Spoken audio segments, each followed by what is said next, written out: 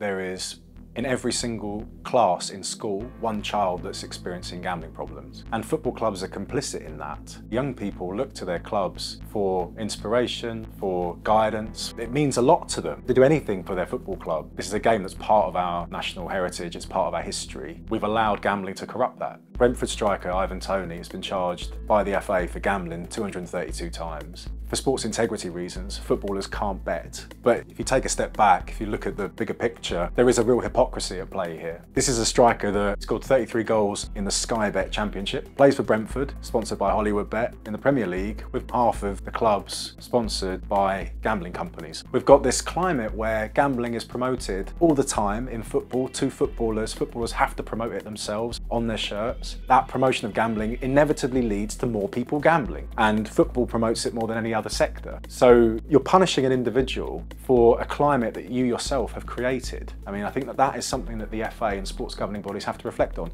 Do they want to prioritise sports integrity, or do they want to prioritise making money? Former footballers that I've spoken to have all said that the adrenaline rush that they get from playing football can't really be replicated throughout the week and on other days during training sessions. They have a lot of downtime. They can't drink, they can't take drugs, they can't go out partying. They're not supposed to anyway, they're professional athletes. So gambling is sometimes seen as a way to kind of mitigate the boredom, or alleviate it at least. And it can lead down a very, very dangerous path very, very quickly, because the way the industry operates is it derives 86% of its profits from the 5% of people who are addicted or at risk. So when they find someone who is addicted or is likely to be addicted, or their gambling behaviour is causing them harm, then they will market to that particular individual. They'll offer them inducements. They will try to extract as much as possible out of them until they've lost everything. And there are footballers that have lost everything. And those footballers, there are many of them, are all vulnerable to match fixing by being addicted to gambling. When you start to promote gambling all the time, on every single match, on every single corner, on the time of the first throw in, whether a player gets booked or not, or sent off, all of these things that are designed to get gamblers,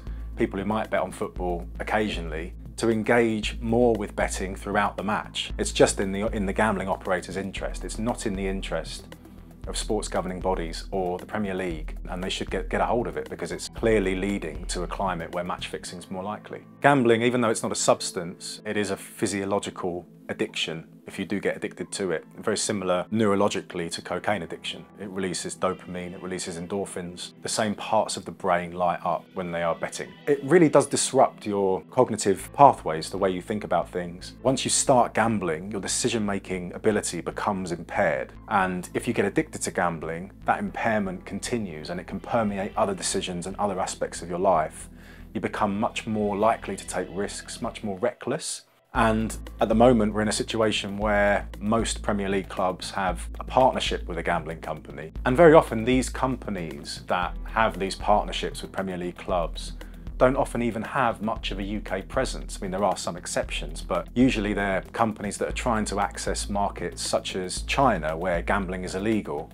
And because it's illegal, you can't advertise in China. But the way around that, obviously, is in China, they watch the Premier League. So the betting brands on the shirts of these Premier League clubs are visible in China. It's so blatant they've even got Chinese writing. They're trying to access markets where gambling is illegal. And the way these companies that are often based in the Philippines or in other tax havens like Curacao access the British market in order to advertise in the Premier League, in order to then try to appeal to markets where gambling is illegal, is through something called a white label. And white labels are entities that allow gambling companies, wherever they're based, to effectively attach themselves to their license. And these white labels will go to Premier League clubs and effectively act as marketing people for these operators that are based in far-flung jurisdictions without much due diligence or oversight. And the commercial directors of football clubs are effectively just looking at the money roll in. They're not looking at much else. They don't really know much about the companies that they're promoting. And if you think of a football club as more than a business, it's a community asset. It means a lot to a lot of people, particularly the fans. The idea that a football club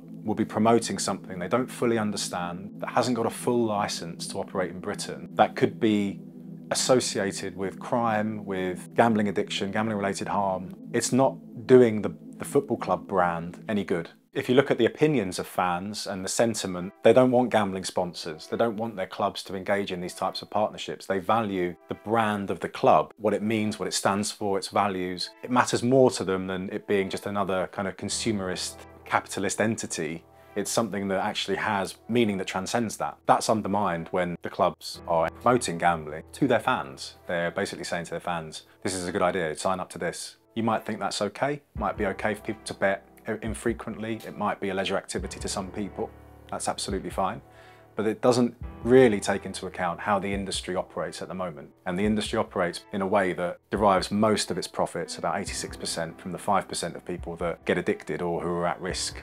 So effectively what you've got is football promoting gambling companies to their fans, and these gambling companies are hoping that some of those fans will get addicted and drive the majority of their revenue. And if they do get addicted, it's not just them that's affected, it affects their partner, it affects their family, it affects up to a dozen people that are connected to them in some way. It destroys families, it can destroy communities, it can lead to people taking their own lives. Public Health England estimates that there's more than 400 gambling-related suicides every single year. And the government really has to take action, particularly in a cost of living crisis, to curtail advertising, but also to ensure that people aren't experiencing hugely unaffordable losses and a sector isn't preying on people's economic vulnerabilities because people try to gamble to make ends meet, and that leads down a path of addiction because they're already losing money that they can't afford to lose. Ivan Toney earns a lot of money, so I hope that if he has got a gambling problem, he's able to address those problems and move on with his career. The people who usually get addicted to gambling are the most vulnerable people in our society, people who haven't got the money to lose. Disproportionately, those that lose more than £5,000 a year to online gambling come from deprived areas. It's very difficult to justify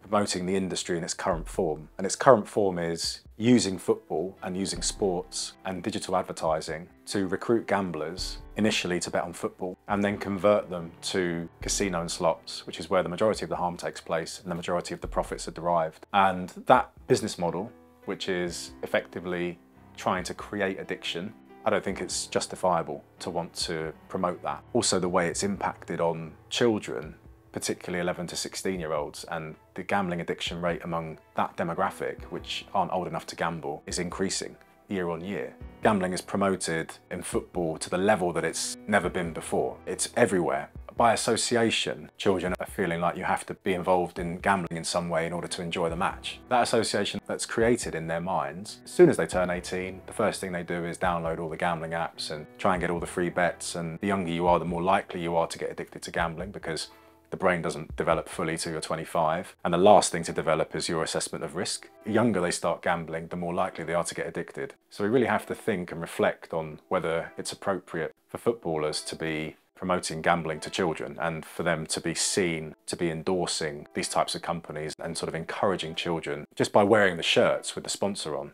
encouraging children to engage in this. And I think we really have to reflect on all of the lives that have been ruined as a consequence of the promotion of gambling and all the lives that would be ruined if we don't regulate the sector properly and roll back advertising. If you're experiencing harm from gambling, then head to talkbanstop.com where you can get a Gamban license for free if you're inside the UK. If you're not, then head to gamban.com and you can download Gamban for a free trial period. And that blocks access to all gambling sites and apps worldwide on your device.